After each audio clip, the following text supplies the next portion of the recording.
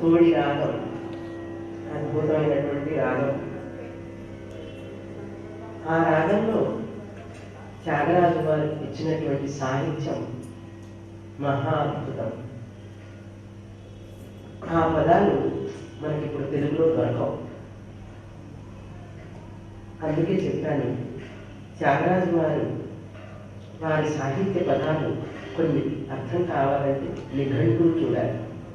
ఈ పదానికి నిఘంటువులో తప్ప మనకు దొరకదు. నిఘంటువు అంటే డిక్షనరీ, తెలుగు నిఘంటు, తెలుగు డిక్షనరీ. మామూలు పదం కాదు, కద్దను వారికి, దేవుడు ఉన్నాడు అని చెప్పువారికి అని అర్థం. కద్దను వారికి, దేవుడు ఉన్నాడని చెప్పువారికి కద్దని, ఉన్నాడు ఉన్నాడు దేవుడు అని చెప్పి మొరలనీడు ఒకసారి కాదు, అనేక సార్లు, మరీ తిరిగి చెప్పడం. అటువంటి మాటలు ఎవరు చెప్పారు? పెద్దల మాటలు, వృద్ధ వ్యవహారం. దయానంద స్వామీజీ, పూజ్య స్వామీజీ అంటుంటారు, వృద్ధ వ్యవహారం, పెద్దల మాటలు. మన పెద్దవాళ్ళు దేవుడు ఉన్నాడు ఉన్నాడు ఉన్నాడని చెప్పాడు. అటువంటి మాటలు అబద్ధం అయితాయా? అసత్యం అవుతుందా? అసత్యం కాదు, అబద్ధం కావడానికి వీల్లేదు. కద్దను వారికి, దేవుడు ఉన్నాడని చెప్పు వారికి కద్దని, ఉన్నాడు ఉన్నాడు భగవంతుడు. నాస్తికులు దేవుడు లేడు లేడు అంటుంటారు, ఆస్తికులు దేవుడు ఉన్నాడు ఉన్నాడు అంటుంటారు.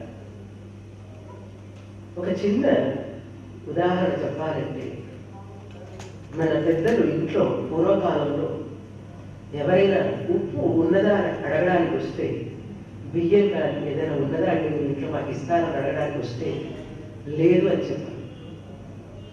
లేదు అని చెప్పకూడదు. అందుకని ఏం చెప్తారో తెలుసా? ఏం చెప్తారండి? నిండుకున్నది, నిండుగా ఉన్నది. ఏమిటి డబ్బా ఖాళీ అయితే నిండుకున్నదంటావు? ఉప్పు అయిపోయింది, బియ్యం లేదు, కానీ పంచదార ఏదో ఒకటి, ఎక్కువగా పంచదార అడుగుతుంటారు, ఉప్పు కానీ. అది అడిగినప్పుడు డబ్బా ఖాళీగా ఉంది, నువ్వు ఇవ్వలేవు, అట్లాంటప్పుడు నిండుకున్నదంటావేమిటి? నిండుగా ఉన్నదంటే ఏమిటి అర్థం? ఫుల్లుగా ఉంది, నీకు ఎంత కావాలంటే అది ఇస్తానని అర్థం అని కాదు. ఆ వచ్చిన వ్యక్తి కూడా అర్థమైపోయింది, నిండుగా ఉన్నదంటే వెళ్ళిపోతుంది. నిండుగా ఉన్నదన్నావు కదమ్మా, ఇవ్వు అని అడగదు. ఆ నిండుగా ఉన్నది అనగానే ఆ వచ్చిన స్త్రీ వెళ్ళిపోతుంది. అంటే ఆ భాష అర్థమైపోయింది వాళ్ళిద్దరికి. ఈమె మనసులో మాట ఆవిడకి అర్థమైపోయింది, ఆవిడ అర్థం చేసుకున్నదని ఈవిడకి అర్థమైపోయింది. ఏమిటంటే ఈ సంప్రదాయం, పెద్దల మాట. ఏమిటంటారో తెలుసా? ఇంట్లో ఎవరైనా ఎప్పుడైనా ఏదైనా వచ్చి అడిగితే లేదు అన్నవారు. లేదు లేదు అంటే లేకుండానే పోతాము. ఉన్నది ఉన్నది అంటూ ఉండు, నిండుగా ఉంటుంది ఎప్పుడు అనే ఉద్దేశం. లేదు లేదు అంటే భగవంతుడిని కూడా లేదు లేదు అనే స్థితికి వచ్చేస్తావు. ఉన్నాడు ఉన్నాడు ఉన్నాడు అనాలి.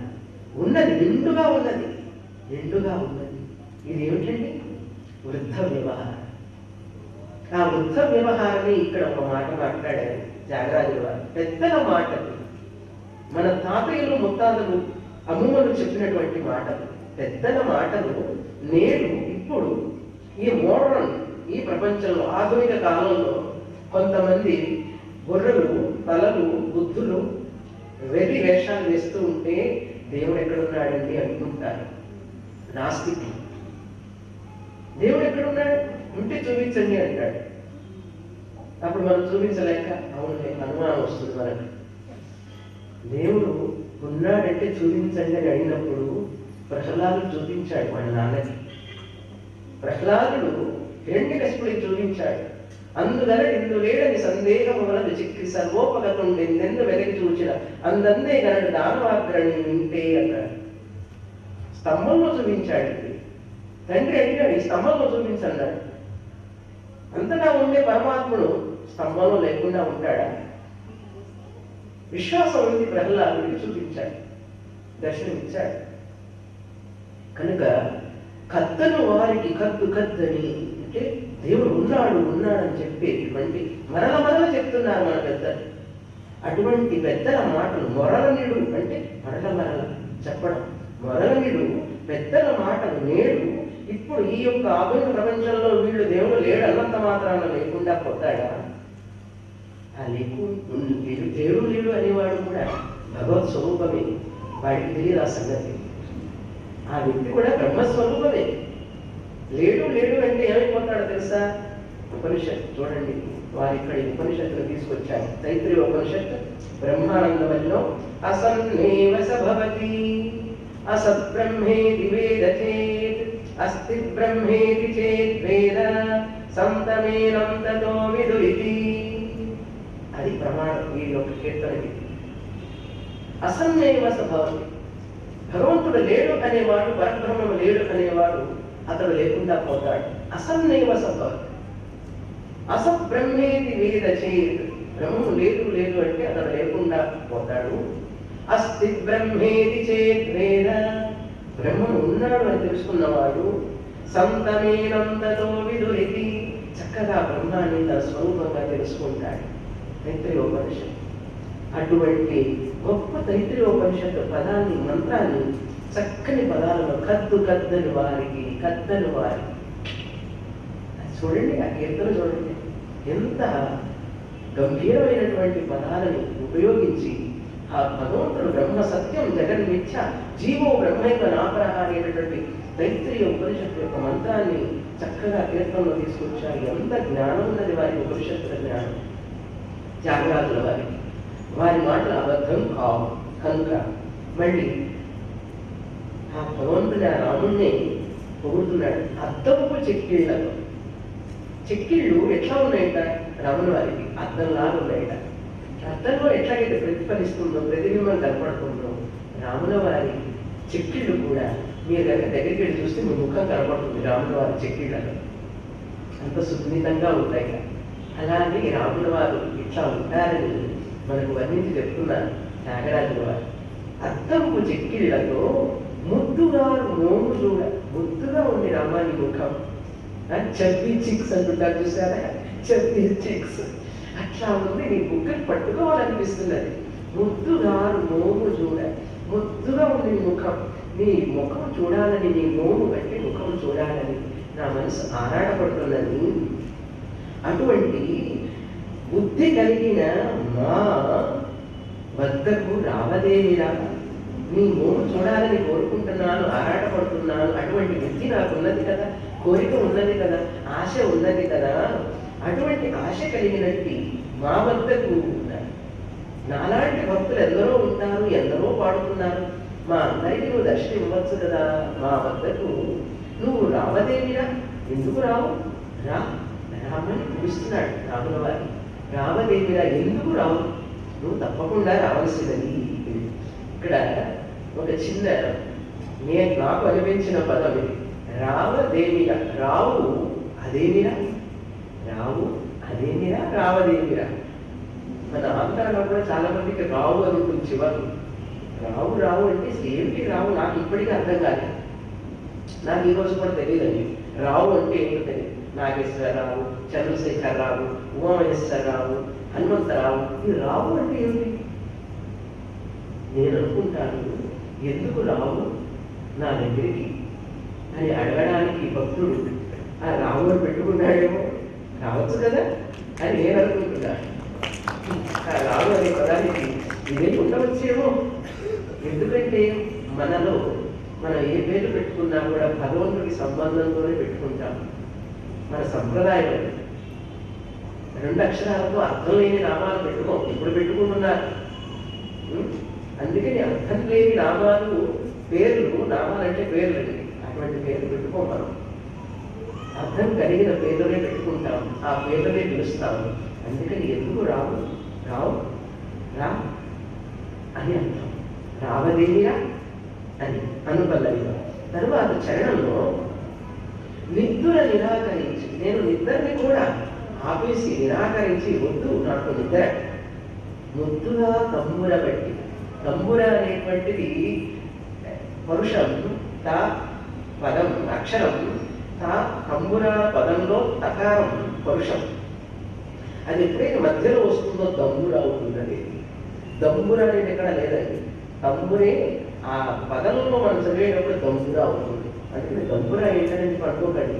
కొన్ని పదాలు మనం చదివేటప్పుడు పరుషాలు సరళాలు అవుతాయి. ఇది తెలుగు గ్రామర్ చదివిన వాళ్ళకి తెలుస్తుంది. పరుషాలు సరళమైనప్పుడు దంబుర అని వస్తుంది. చే అని వచ్చే చోట జే అని వస్తుంది ఒక్కో చోట. కనుక కొంత తెలుగు గ్రామర్ వ్యాకరణం తెలిసి ఉంటేనే జాగరాన్ని కీర్తనలు అర్థమైతాయి. వారు పాడుతూ ఉంటే మనం తోడి రాగానే ఆనందిస్తూ ఉంటాం. ఆహా, ఎంత చక్కగా పాడారు, ఆనందిస్తాం. కానీ కొన్ని పదాలు మనం అర్థం చేసుకోలేము. కారణం ఏంటంటే మనకు ఆ పదాల యొక్క అర్థం తెలియకపోవడం వల్ల మనం అర్థం చేసుకోలేము. ఇప్పుడు మీరు కీర్తన అంతా అర్థం వింటే నెక్స్ట్ టైం మళ్ళీ పాడేటప్పుడు మొత్తం అర్థం అయిపోతుంది. అది సాహిత్యం చాలా అవసరం. సాహిత్యం అర్థం చేసుకొని పాడితేనే ఆ భావం మనలో వస్తుంది. నిద్ర నిరాకరించి పొద్దున్నే లేచి 6 దాకా 7 దాకా నిద్రపోతుంటే సంగీత అభ్యాసం ఏం చేస్తాం? అందుకని ఉదయాన్నే తెచ్చాను. నిద్ర లేచి ముద్దుగా తంబుర బట్టి, చాలా ముద్దుగా ఉంటుంది నా తంబుర, నాకు చాలా ఇష్టం. ఆ తంబుర పట్టుకున్నాను. పట్టుకొని శుద్ధమైన మనస్సుతో, రాగద్వేషాలు లేవు, కోపతాపాలు లేవు, నాకు శుద్ధమైన మనస్సుతో, నిర్మలమైన మనస్సుతో, అటువంటి సుస్వరముతో, మంచి స్వరం, అపస్వరం లేకుండా, అది చెప్పుకుంటున్నారు ఆయన. అపస్వరం లేకుండా నేను సుస్వరంతో పాడతాను. అటువంటి సుస్వరంతో వద్దు తప్పక భజించు. వద్దు తప్పక అంటే ఏమిటి? పద్దు తప్పక. ఆ పద్దు అనేది వద్దు అయింది ఇక్కడ. పా అనేది పరుషం, బా అనేది సరళం, సరళాక్షరం అంటారు దాన్ని. కనుక పద్దు అంటే వద్దు అన్న వద్దు అన్న ఒకటే. ఇక్కడ పద్దు తప్పక అంటే ఏమిటి అర్థం అంటే పట్టు విడవక, పట్టు విడవకుండా. అంటే ప్రతిరోజు నేను తంబురా పట్టుకొని అభ్యాసం చేస్తాను. అభ్యాసం అంటే ఎవరి దగ్గరన్నా పేరు ప్రతిష్టల కోసం చేస్తున్నానా? కాదు. శుద్ధమైన మనసుతో నిన్ను పూజిస్తూ చేస్తున్నాను, నీకై పూజిస్తున్నాను, నీకై పాడుతున్నాను, నీకై తంబుర పట్టాను నేను. భక్తుల యొక్క రక్షణము చేయు.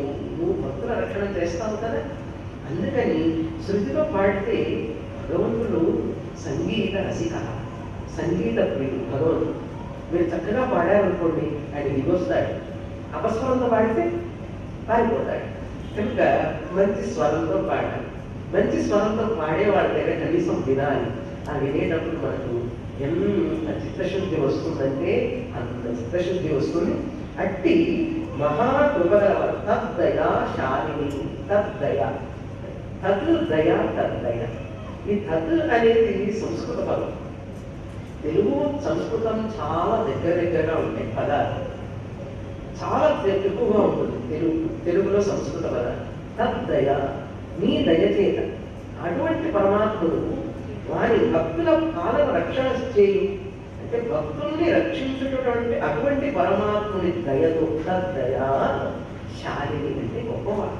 తద్దయా శాలిని అంటే నీ దయ అంతా ఇంత కాదు, చాలా ఎక్కువ దయ, కంపాషనేట్. నీ దయ ఎంతంటే సముద్రం అంత. దయా సింధు అంటారు చూశారు. తద్దయా శాలిని నీవే, అంటే నీవే తద్దయా శాలిని నీవే. నువ్వే కరుణామయుడివి, నువ్వే భక్తులు రక్షించేవాడివి. కనుక నువ్వు ఉన్నావు ఉన్నావు అని అంటున్నారు మా పెద్దలందరూ. వాళ్ళందరి మాటలు అబద్ధం అవుతాయా? కావు, ఎన్నటికీ కావు. భగవంతుడు ఉన్నాడు ఉన్నాడు ఉన్నాడు. అందుకని మన పెద్దల మాటలు ఎప్పుడు సత్యమే అని త్యాగరాజు వారు ఈ జనరేషన్స్ చెప్తున్నారు. దేవుడు ఉన్నాడు ఉన్నాడు అని అనేవాడే దేవుడిని తెలుసుకుంటాడు. జీవాత్మ పరమాత్మ ఐక్య జ్ఞానం కలుగుతుందని ఈ చక్కని కీర్తనలో మనకు త్యాగరాజు వారు వ్యక్తం చేస్తున్నారు. తైత్తరీయోపనిషత్తును కూడా జ్ఞాపకం చేస్తున్నారు. తర్వాత కీర్తన వింటాము.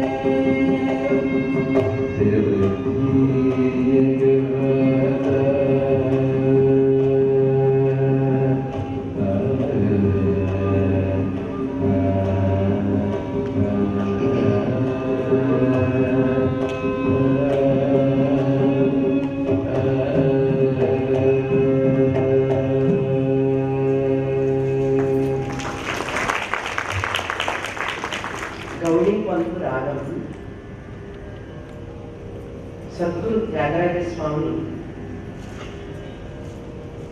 తిరుపతి వెళ్ళినప్పుడు అక్కడ స్వామివారిని దర్శించడానికి అవకాశం దొరకలేదు, తెర వేసి ఉన్నది. అప్పుడు ఈ కీర్తన పాడారు అని మనకు తెలుస్తున్నది. ఆ కీర్తనలో ఎంతటి అద్భుతమైన సాహిత్యాన్ని వారు అందించారో మనం తెలుసుకుందాం. తెర తీయద రామ, హే వెంకటరమణ, తిరుపతి వెంకటరమణ, తెర తీసి అని అంటున్నారు. ఏమి తెర? అసలైన తెర. తెర అంటే ఇక్కడ యవనిక అని కూడా అంటారు. తెరని యవనిక, తెర అంటే అర్థం అవుతుంది. యవనిక అంటే ఎట్లా అర్థం అవుతుంది? యవనిక అనేటువంటిది మాయా మోహిని అని అర్థం.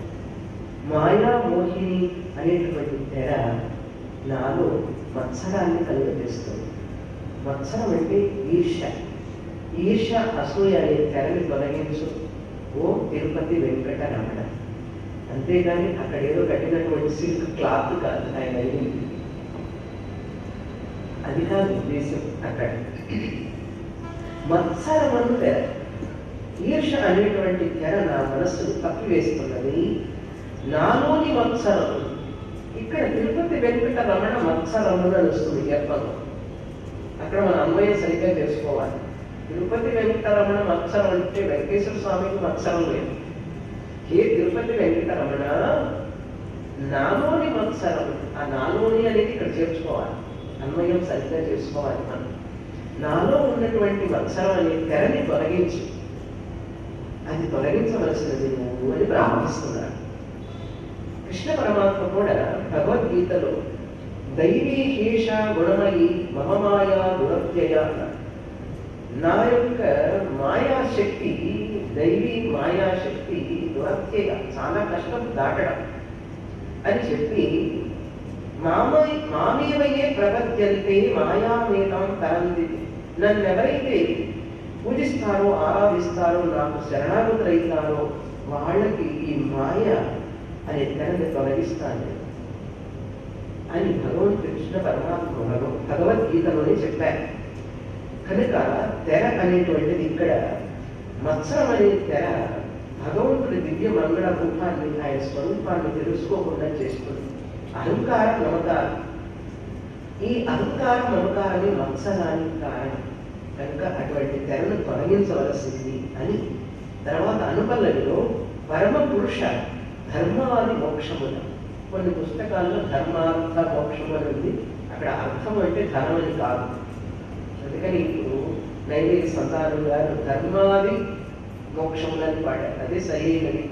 ధర్మ మోక్షములు మొదలైనటువంటి ఇంకా ఏమైనా ఉంటే పురుషార్థాలు, ఇంకా ఈ ప్రపంచంలో భక్తి, జ్ఞాన, వైరాగ్యం ఇట్లాంటివన్నీ కూడా కొన్ని పుస్తకాలలో అర్థాన్ని ఉన్నది.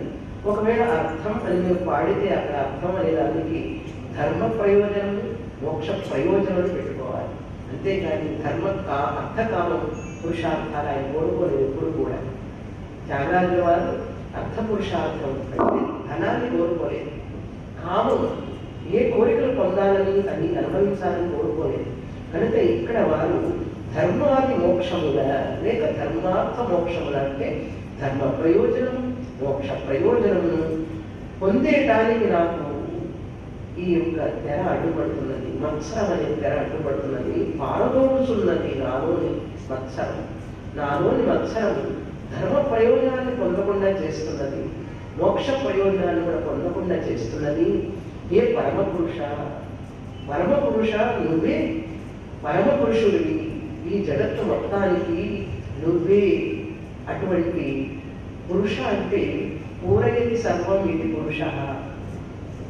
ఈ శరీరం అంతా నిండి ఉన్నవాడు పురుషుడు, పరమాత్ముడు, భగవంతుడు. చిద్రూపేణ సద్రూపేణ ఈ చైతన్య రూపేణ ఈ శరీరం అంతా వ్యాపించి ఉన్నాడు కనుక ఆ పరమాత్ముడికి పురుష అని పేరు. అందరిలో వ్యాపించి ఉన్నాడు కనుక పరమ పురుష అని పేరు. పూరయతి సర్వం, పురి శేతే ఇది పురుష. పురి ఈ శరీరమునందు, ఈ శరీరం అనే నగరమునందు, పురి అంటే నగరం, ఈ శరీరం అనే నగరమునందు శేతే ఉన్నటువంటి, ఈ శరీరంలో ఉన్నటువంటి ఆ పరమాత్ముడు సద్రూపేణ చిద్రూపేణ చైతన్య రూపేణ ఆత్మరూపేణ ఉన్నాడు కనుక ఆయన పరమపురుష, ఏ పరమపురుష, నా వత్సరము ఈ కర్మ ప్రయోజనాన్ని మోక్ష ప్రయోజనాన్ని పొందకుండా చేస్తున్నది కనుక నువ్వు అది తొలగించవలసినది అని అడుగుతున్నాడు. చూడండి అక్కడ భావగర్భితం ఎంతటి అర్థాన్ని మనకు బోధిస్తున్నారో చూశారు. భగవంతుడు మనకి ఎప్పుడు సదా లభిస్తూనే ఉన్నాడు. కానీ మన కామ క్రోధ లోభ మోహ మదమాత్సర్యాలు ఆ భగవంతుడిని తెలుసుకోకుండా చేస్తున్నాయి. కనుక వాటి నుంచి మనం దూరంగా రావాలి.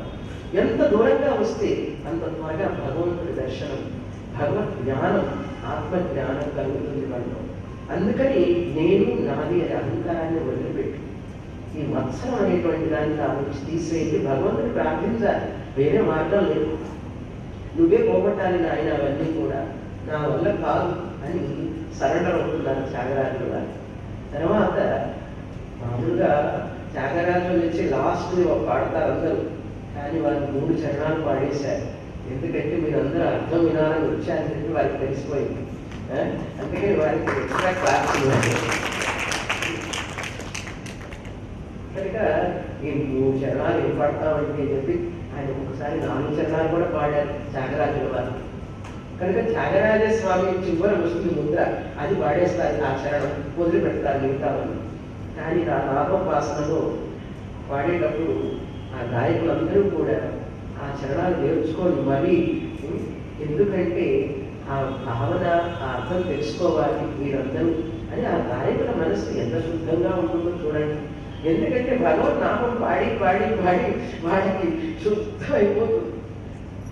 అటువంటి శుద్ధమైనటువంటి మనస్సు గాయకులందరూ ఉంటాయి. చాలా భగవంతుడికి ప్రీతి, వాళ్ళందరూ అంటే భగవంతుడికి చాలా ప్రీతి.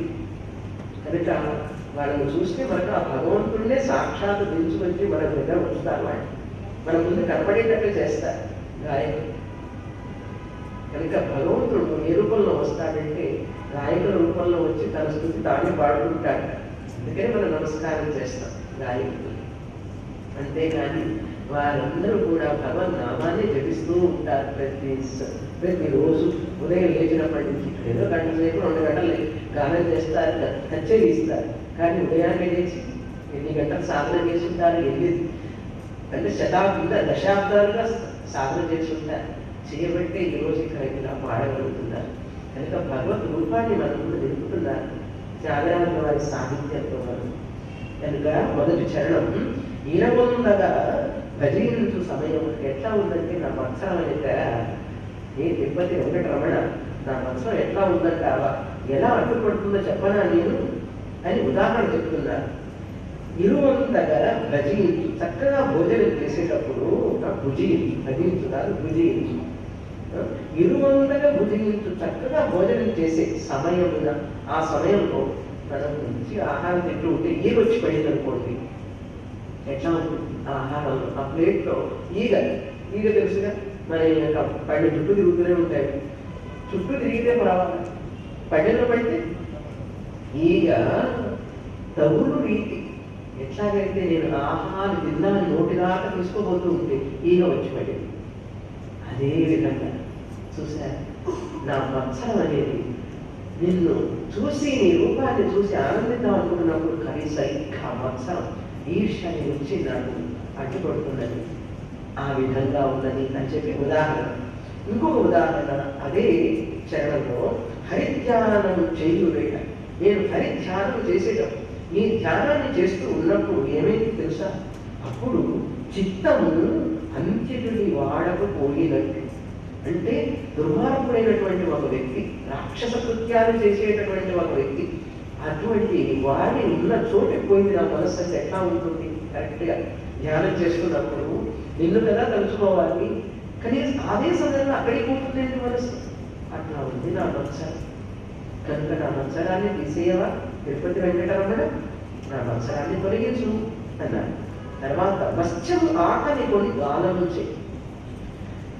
మత్స్యము అంటే చేప, ఆకలి కొని బాగా ఆకలితో ఉన్నది చేప పిల్ల. చేప ఆకలిగా ఉన్నప్పుడు ఏం చేస్తుంది? ఆ చేప పట్టేవాడు వచ్చి గాలం వేస్తాడు. గాలం వేసినప్పుడు పాపం దానికి ఎలా ఒకే పెడతాడు. ఈ చేప పోయి ఆ గాలాన్ని పట్టుకుంటుంది. ఎర్ర పట్టుకోవాలని వెళ్తే గాలంలో చిక్కుకుంటుంది, దాన్ని నోరు అక్కడ బంధింపబడుతున్నది. చూడండి, మత్స్యము ఆకలి గొని గాలము చే మగ్నమైన రీతి ఉన్నది నా మత్స. ఆనందంగా ఆ ఎర్రను పట్టుకోవాలని వెళ్ళిన చేపకి ప్రాణాపాయమే అయింది కదా, నా మత్సరం కూడా అట్లా చేస్తున్నది నాకు రీతి ఉన్నది. ఇంకొక ఉదాహరణ, ఒక్కొక్క చరణంలో 2 ఉదాహరణలు చెప్పారు. అచ్చమైన దీప సన్నిధి, చక్కగా ప్రొనౌన్స్ చేశారు తెలుసా గాయకుడు, ఎంత చక్కగా పాడారు. అచ్చమైన దీప సన్నిధి, ఆ దీప సన్నిధిలో మరుగడ్డ పడి చెరచినట్టున్నది. ఆ దీపాన్ని నేను చూస్తున్నప్పుడు ఆ దీపం చూడకుండా ఏదో మరుగుపరుస్తున్నది. కానీ దీపాన్ని చూడాలని అనుకుంటూ ఉంటే అక్కడ ఏదో అడ్డుపడుతున్నట్టున్నది నా మత్సరం. ఆ విధంగా ఉన్నది, అంటే కంపారిజన్, పోలుస్తున్నారన్నమాట.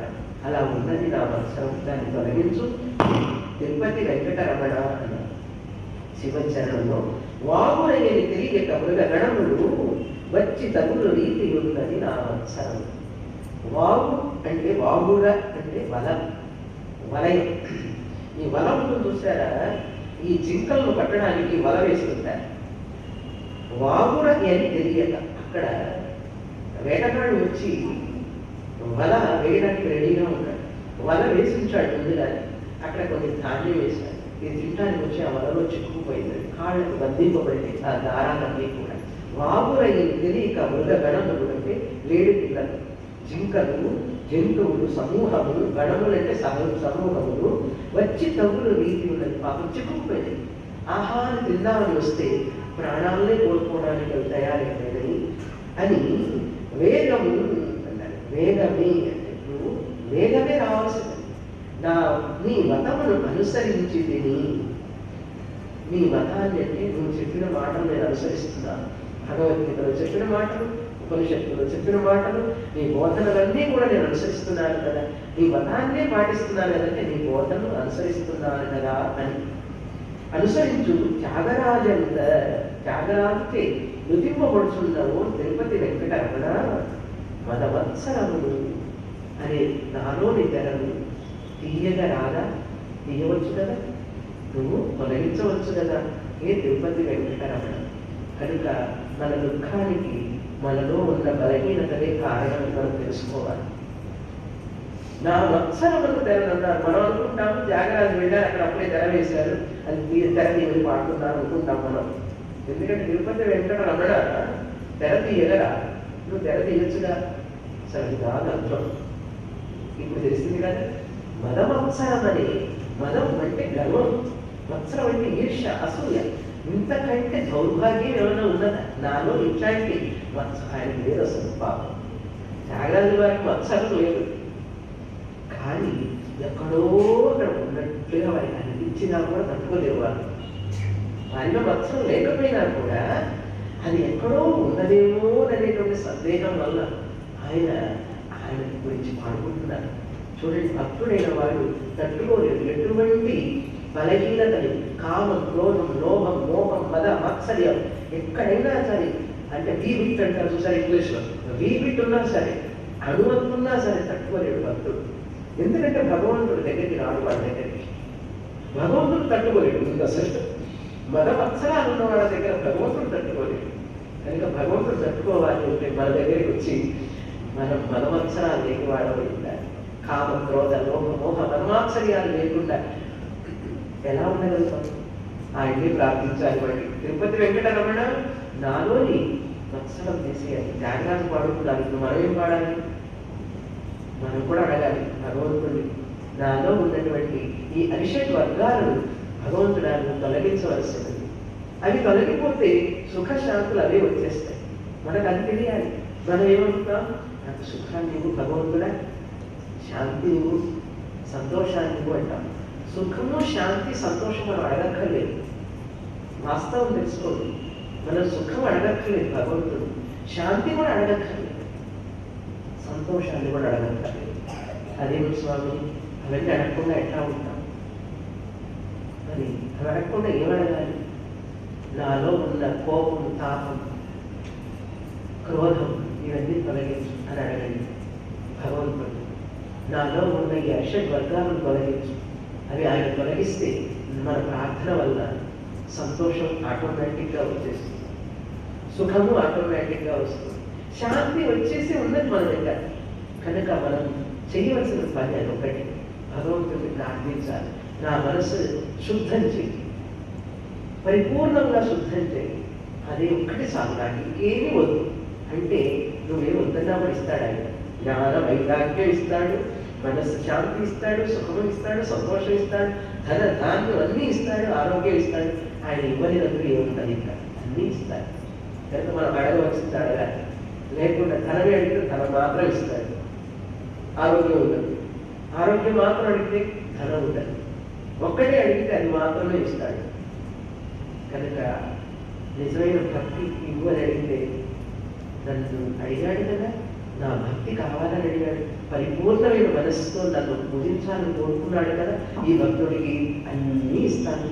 ధనము, ధాన్యం, ఆరోగ్యం, మంచి ఆరోగ్యవంతులైన పిల్లలు, మనవళ్ళు, మనవరాళ్ళు, ఇల్లు, కారు, సర్వెంట్లు, డ్రైవర్ అందరినీ ఇస్తాను. మీరు అడగలేదు, ఆయనే ఇస్తాడు.